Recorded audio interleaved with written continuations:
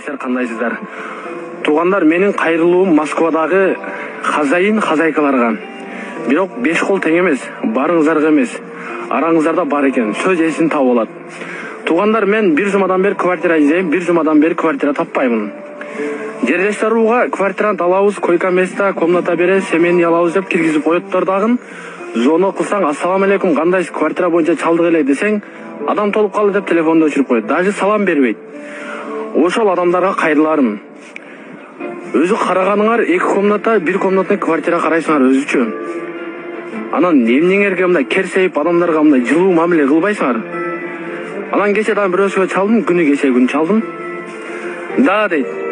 Ассалам алейкум эже, кандай, жакшыпы? Мага квартира керек эле десең, да.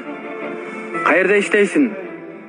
Ассаламу алейкум, урматтуу Бесин YouTube каналдын көрүүчү мекендештер, агалар, инилер, жалпы көрөрмандар. Урматтуу туугандар, биз үстүдөгү ийинибиздин видео блогун каналдарыбыздан, сайттарыбыздан, аккаунттарыбыз менен бөлүштүк эле туугандар. 38 миң, 40 миң деген мекендештерибиз көрүптүр. Жана жөн эле көрүп койбостон комментарийден миңдеген бир туугандарыбыз өзүнүн ой пикирин жазышыптыр. Ошол комментарийлерди карап отурсам, чынында ушул ийинибизди колдоп жазгандар, туура айтасың иним деп колдогондор толтура көп экен туугандар. Эмне себептен ушундай деңгээлге биздин мигрант бир туугандарыбыз жетти? Мурда 2010-жылдар, 2011-2012 жылдарга салыштырмалуу азыркы убакытта эгер сенин документиң так болсо, трудовой договоруң болсо, сен адамдай болуп эсептешип, өз акыкыңды талап кылганга мүмкүнчүлүк түзүлгөн туугандар.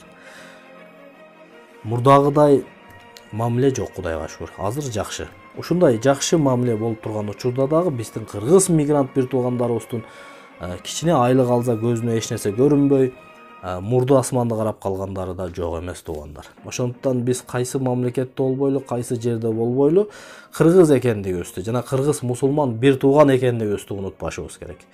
Өзү Кыргызстандан бөжүрөп, жүдөп барат Москвага, туурабы? Бары ошо жерде кичине бирөөдүн колунда иштейт. Өзүнүн жеке бир бизнеси эмес, бирөөдүн колунда иштейт. Жана ошо жерде айлыкка иштеп, өзү айлыкчыл болуп жүргөнү менен иши жок. Бир 2 комната квартира караса, ал квартира атасынан же тайнезинен калгансып, мурду асманды карап, жанагы өзүнүн кыргыз мекендештерине туура эмес мамиле кылгандарын да көрдүк. Мына мен дагы мигрантмын. Урматтуу туугандар, караңыздар. Эгер биз кайсы жерде болбойлу деп атам. Кайсы жерде болбойлу. Балким Америкада, балким Европада, балким Россияда, балким Москвада. Кайсы жерде болбойлу. Эгер биз кыргыз мусулман, Кудайдан корккон эл болсок, анда биз 2 комната эмес, 4 комната же болбосо квартира сатып алсак дагы ошол эле адам, ошол эле бойдон калышыбыз керек. Урматтуу туугандар, Чыңгыз Айтматов бекеринен айткан эмес. Адамга күн сайын эң кыйын нерсе адам болуу деп бекеринен айткан эмес. Биз адам бойдон калышыбыз керек. Москва силердин ошол квартиралар силердин таятаңардан же тайнеңерден же чоң атаңардан, чоң энеңерден калган эмес. Ошондо силер дагы байкуш бирөө менен сүйлөшүп отуруп, акчага сатып аласыңар жана ошол акчага башка квартираларды бир туугандарды, кыргыз мигрант бир туугандарын киргизип жашатасыңар, туурабы? Бирок силер дагы мигрантсыңар. Биз дагы мигрантпыз. Могу инибиздин айтканчалык чындыгы бар жашоодо. Албетте, кээ бир маселенин үстүндө чалып квартира керек болуп калса, чалсаң телефонун албай коет, же квартира алып жана рекламадан өзүнүн номерин, жарыясын албагандары болот. Кыргызча ассаламу алейкум деп, мусулманча саламдашып, эже же аке же бир тууган же мекендеш деп кайрылсаң, да сулушу угуп атам, эмне маселе бойдон деп, баягы кыргыздын эң жаманы орус болот деген ушу да, туугандар. Ошондуктан биз асманда жашасак дагы, Америкада жашасак дагы, Арабистанда жашасак дагы, Москвада жашасак дагы баары бир кыргызбыз туугандар. Алсыз бир адамбыз, чынын айтканда.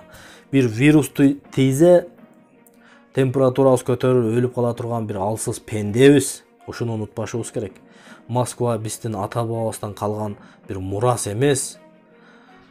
Таза бир атаңардан, энеңерден калгандай асманды тиктебестен, ошол элдин абалына жараша квартиралардын баазын коюп, ошол элге ошол балдардын эсебинен ошо квартираңардын акчасын төлөп жашайсыңар, туурабы?